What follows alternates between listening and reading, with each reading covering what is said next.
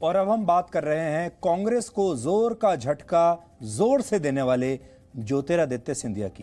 कांग्रेस छोड़ने के करीब 24 घंटे के बाद ज्योतिरादित्य सिंधिया आज बीजेपी में औपचारिक रूप से शामिल हो गए और इसके बाद बीजेपी ने राज्यसभा के लिए उनके नाम को फाइनल कर दिया।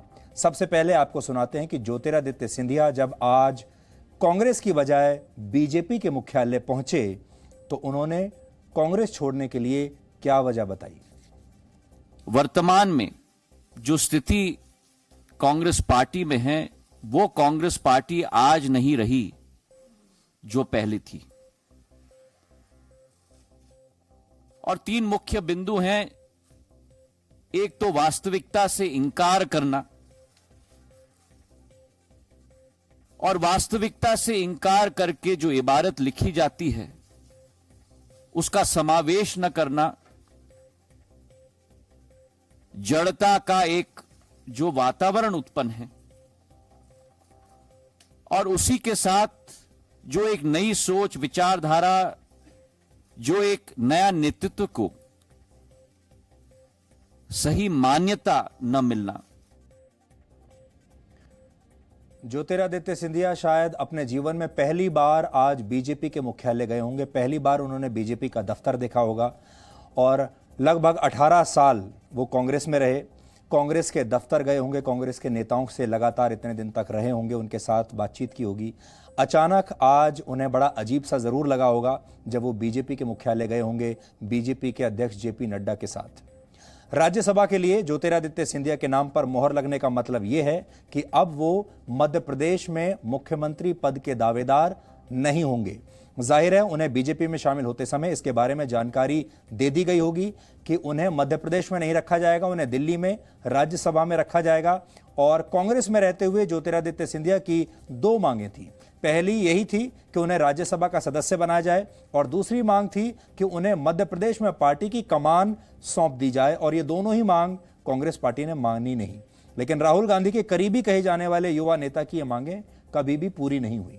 आज राहुल गांधी ने संसद भवन से बाहर निकलते समय पत्रकारों से कहा कि ज्योतिरादित्य सिंधिया इकलौते ऐसे नेता थे जो उनके घर में कभी भी किसी भी समय आ सकते थे और उनसे मिल सकते थे। यानी इतना एक्सेस राहुल गांधी ने उन्हें दिया हुआ था। राहुल गांधी ने ऐसा कहते हुए यह दिखाने की कोशिश की जैसे उनका कोई पुराना दोस्त उन्हें धोखा दे गया हो।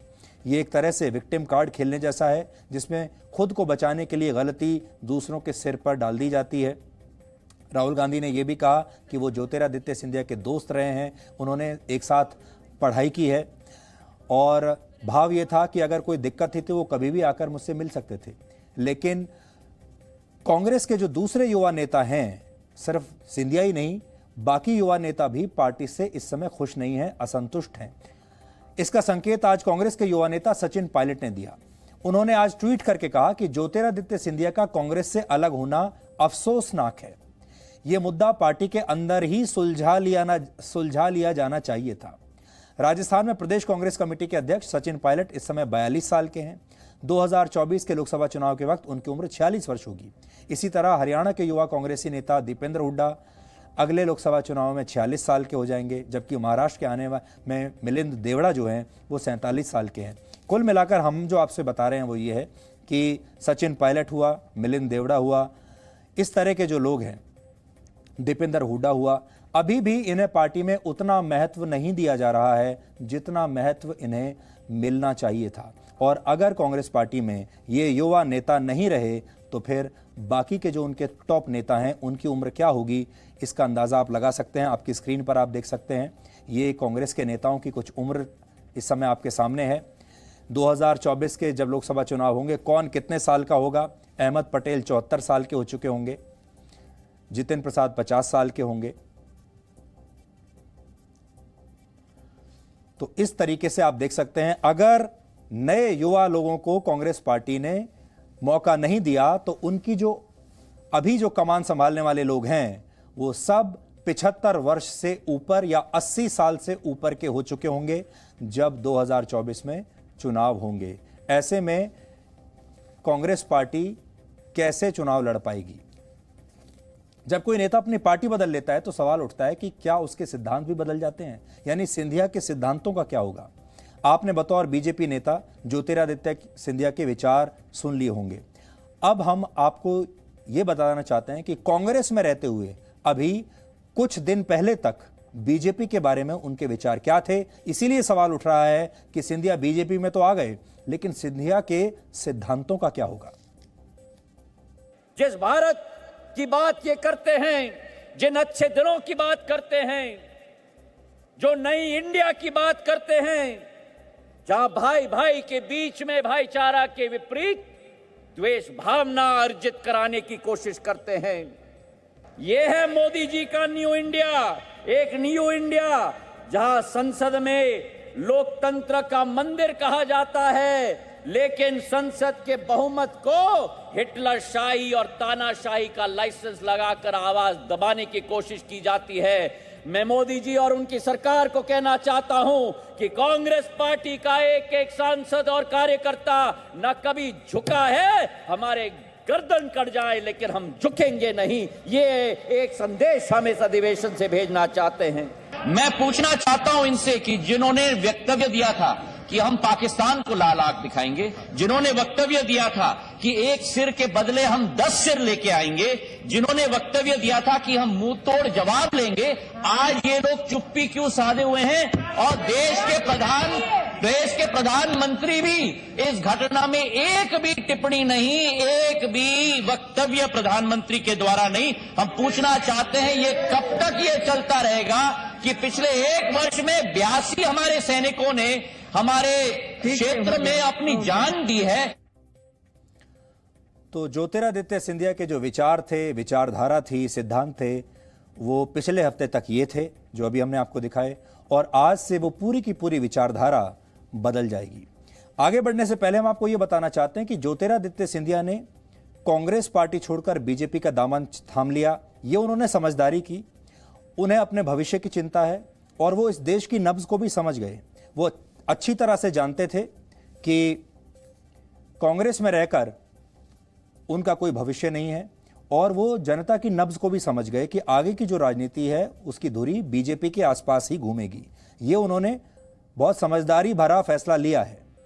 लेकिन अब हम आपको सिंधिया के कुछ पुराने ट्वीट्स दिखाना चाहते हैं। एक ट्वीट में वो दिल्ली दंगों को लेकर केंद्र सरकार पर सवाल उठा रहे हैं, तो दूसरे ट्वीट में पुलवामा हमले को लेकर केंद्र सरकार को घेरने की कोशिश कर रहे हैं। ये उनके पुराने ट्वीट्स नहीं हैं, नए नए ट्वीट्स हैं जो अभी हमने आपको निकाले हैं, आपके लिए निकाले हैं। इसीलिए बार बार बात आ रही है कि सिंधिया के सिद्धांतों का अब क्या होगा। इस खबर में बहुत ग्लैमर है। इस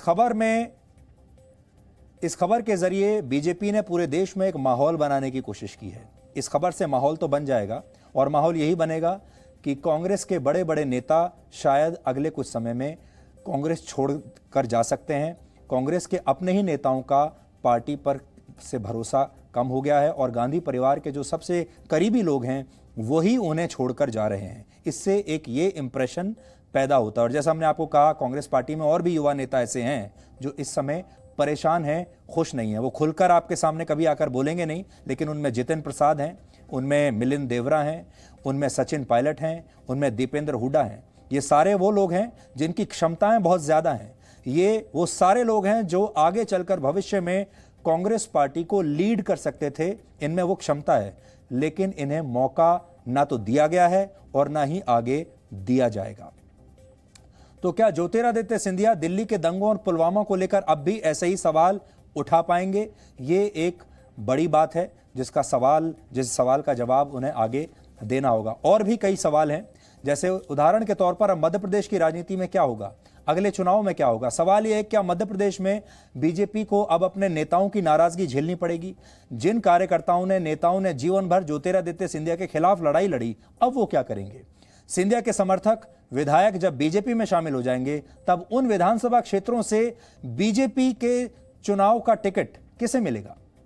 सिंधिया के लोगों को मिलेगा या बीजेपी के पुराने लोगों को मिलेगा? मध्य प्रदेश के पूर्व मुख्यमंत्री शिवराज सिंह चौहान और सिंधिया मध्य प्रदेश की राजनीति में दो ध्रुव बन जाएंगे या एक दूसरे को साथ लेकर चलेंगे? एक सवाल यह भी है कि सिंधिया राजघराने के असर वाले ग्वालियर, चंबल और मालवा के इलाकों में बीजेपी के बड़े नेताओं का भविष्य क्या होगा?